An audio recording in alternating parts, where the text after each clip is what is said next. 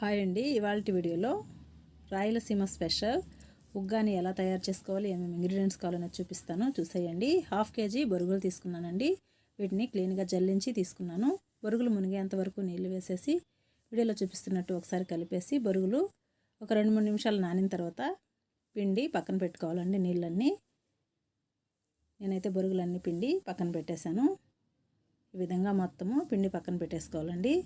ఇందులోకి కొద్దిగా ఎండు కొబ్బరి, కొన్ని పుట్నాల పప్పు వేసి పౌడర్ అయితే రెడీ చేసుకోవాలండి. ఈ ఉగ్గానికి ఈ పౌడరే మంచి రుచినిస్తుంది.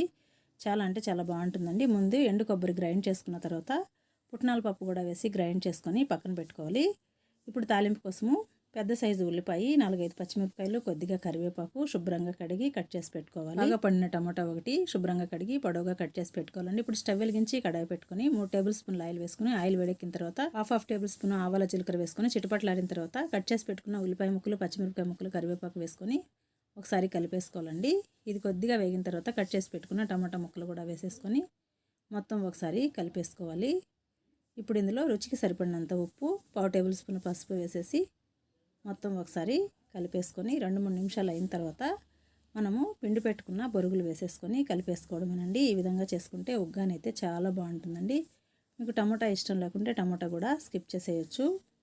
ఇలా పిండి పెట్టుకున్న బొరుగులు మొత్తం వేసేసి ఒకసారి కలిపేసుకోవాలి. మొత్తం కలిసే విధంగా కలిపేసుకొని మూత పెట్టి 2-3 నిమిషాలు మగ్గించుకోవాలండి.